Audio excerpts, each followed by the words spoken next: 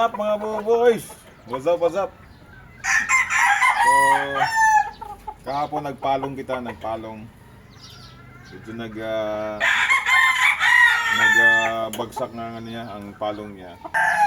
Siyempre naapektuhan yung visual niya kasi sa gabal siguro. So, ginawa natin, binawasan lang natin yung palong niya. Usually yung markings natin dito pag naggugupit, unicorn, walang sa baba. Wala din yung tinatanggalin natin yung sa tainga, malinis sa baba saka yung tainga, tapos unicorn yung nasa taas. Pero ngayon, ganyan lang muna kasi may mga buyers din na nag-request yung wag masyado papugiin. May mga tao palang ayaw ng pugi. Advantage yun siguro pag natingnan na pangit. Di bali pangit, basta panalo. Para sa akin naman, panalo na, pogi pa. Di ba? Sa performance naman kasi na nababase yan eh.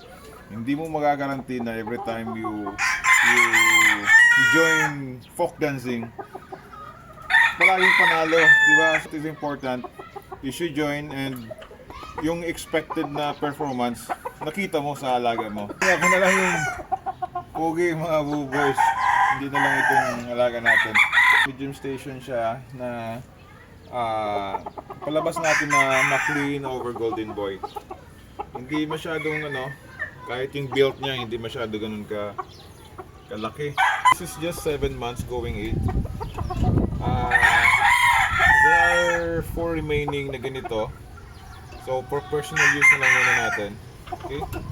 So medium station, yellow legs, Golden Boy yung package niya. Bandirado ito mga boys kasi yung father nito is bandirado. Okay, so yun lang muna. Lesson for today is sabi, di baling pangit, basta panalo. Pero better yung pogi na panalo pa din, maganda pa rin yung performance. Bye!